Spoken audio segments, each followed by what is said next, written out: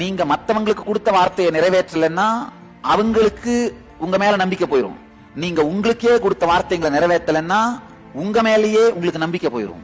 ஒரு 10 தரம் உங்க மேல நீங்க உங்களுக்கு கொடுத்த வார்த்தைகளை நிறைவேற்றாமலே விட்டீங்கன்னா ஏதாவது ஒரு பெரிய முடிவை எடுக்கிற அளவுக்கு உங்களுக்கு திறமை இருக்குன்னு நினைக்கிறீங்க.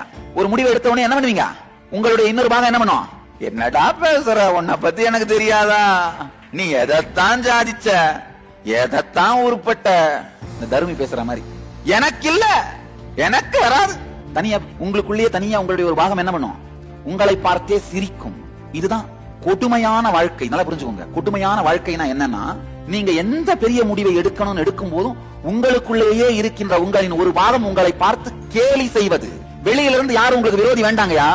எத்தனை பேர் உணர்றீங்க அந்த மாதிரி எனக்குள்ள ஒருத்தன் என்ன பார்த்து சிரிச்சுக்கிட்டே இருக்கிறான் சாமி அப்படின்னு? உங்களுக்குள்ளேயே 3 பேருமே இருக்கான். Hero, villain, comedy. ஒரு படத்துல 3 பேர் தனித்தனியா இருந்தா படம் ஓடுங்கயா. ஒரு ஆளுக்குள்ள 3 பேர் தனித்தனியா இருந்தா வாழ்க்கை ஓடாது, ஒடுங்கி போயிரும்.